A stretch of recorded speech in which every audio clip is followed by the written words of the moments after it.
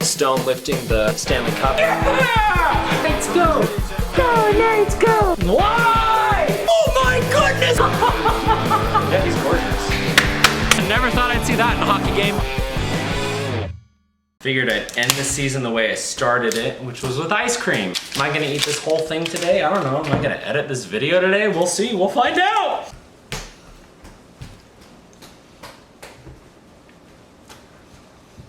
Okay, I can do this. Ever have a belt that also functions as a bottle opener? Because that's really one of the coolest inventions ever made. Oh boy. That's gonna be a long day. The Vegas Golden Knights lose 3-2 against the Montreal Canadiens in overtime in Game 6, eliminating them from this year's Stanley Cup playoffs. Oh boy, what a freaking game.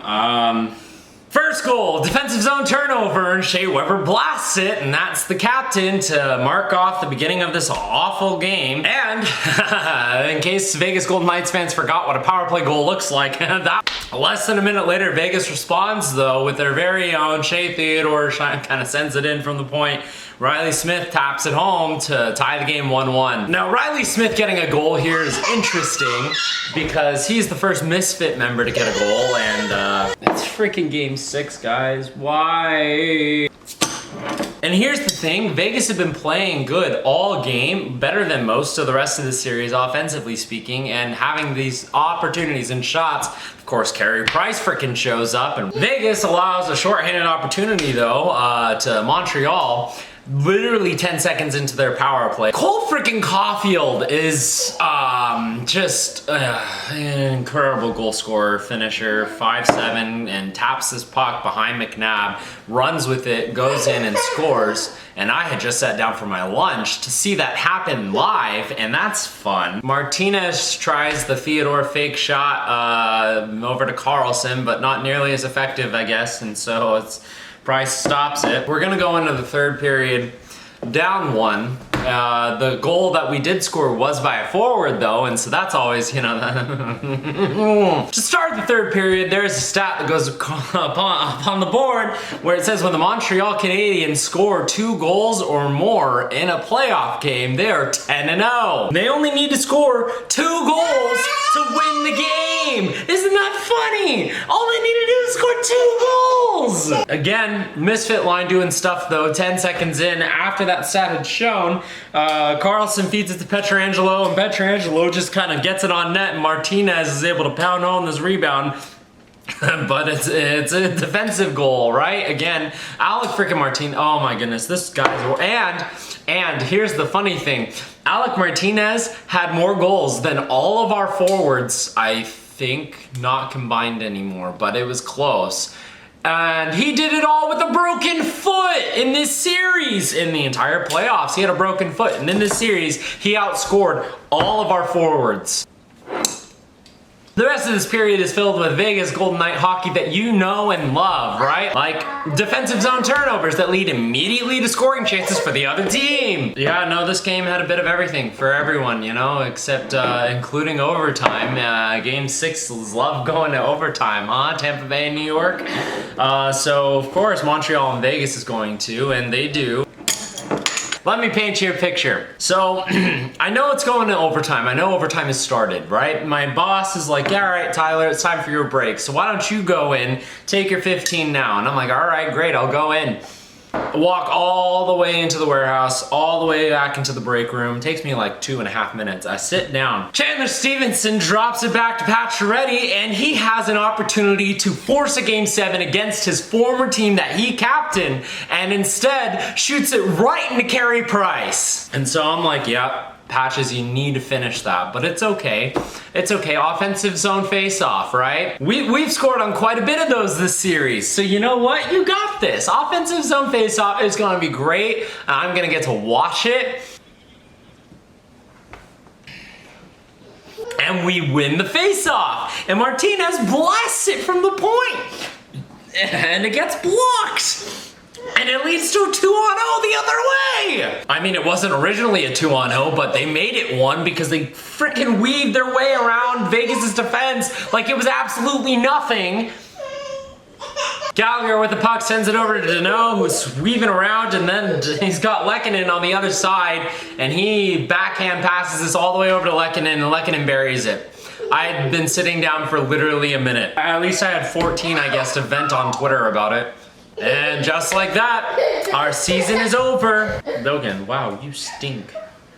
Like Vegas Golden Knights power play. I can't. I don't even know. Oh my gosh, why? No!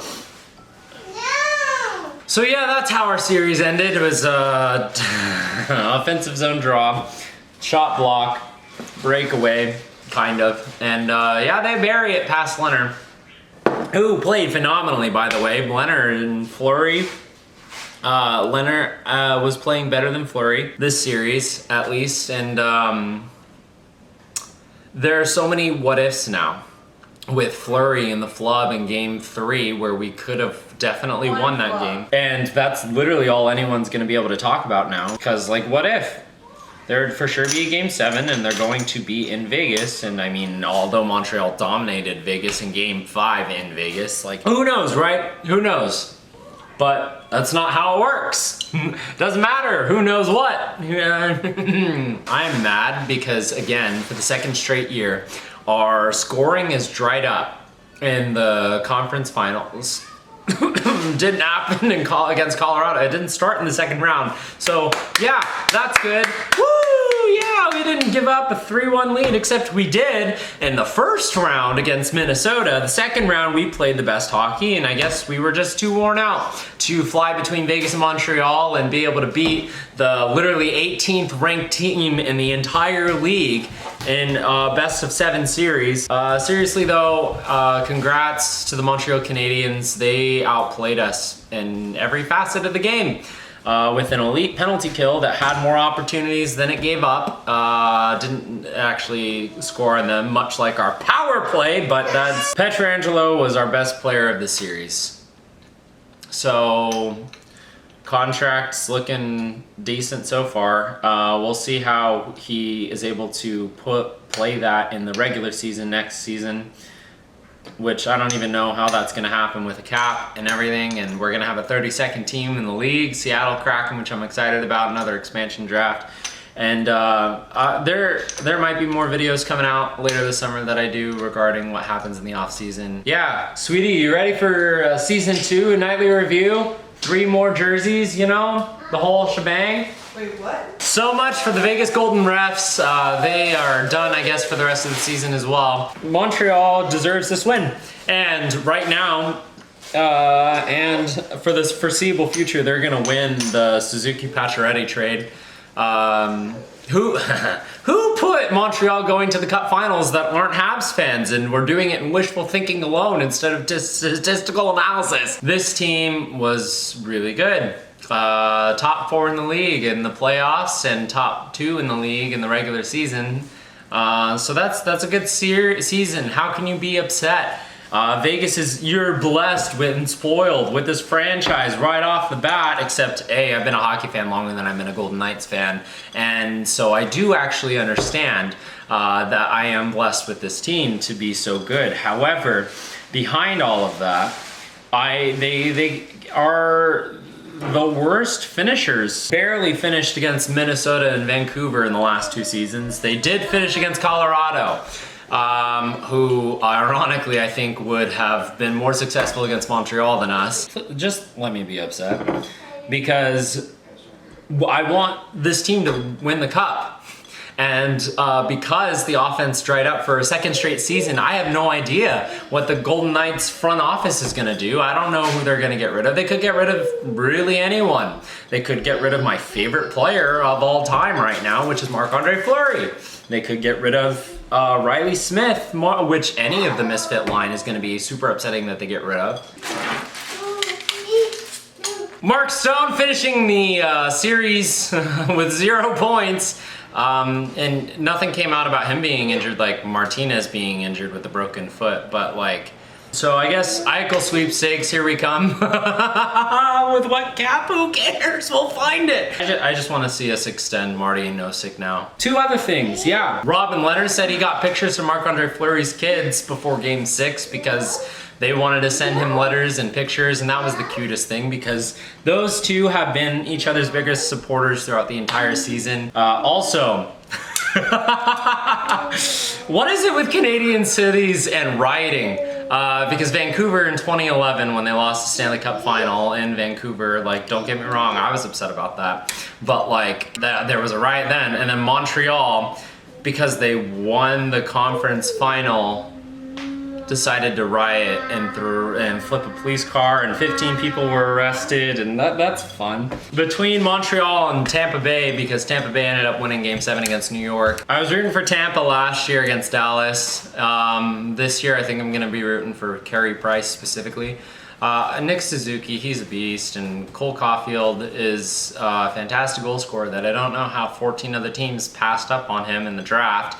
But yeah, no, I think I want to see Carey Price win the Conn Smythe. This is going to be a hard off season, probably, because I don't know what they do with the cap situation, because you can't keep the team the exact same because you're not going to win it again next year. Like, there's nothing that's going to... Steve Dangle has never made it past the first round in making his videos. And he says the last one is always the hardest to make and the most difficult, and I can see why. But thank you guys for joining me this year and for celebrating an awesome season. Capped off by another disappointing failure. Who knows, maybe our 5th year will be what it is. Bill Foley said he wanted a cup in 6, so... Anyways guys, that's gonna be it for Season 1's Nightly Review. Thank you so much for joining me and have a good night. No, you know what? Oh, by the way, this is root beer, by the way. I don't think I've said that yet. No, yeah, this is just root beer, because this is a family-friendly channel. I can't believe they freaking sent me to my break to watch my team lose.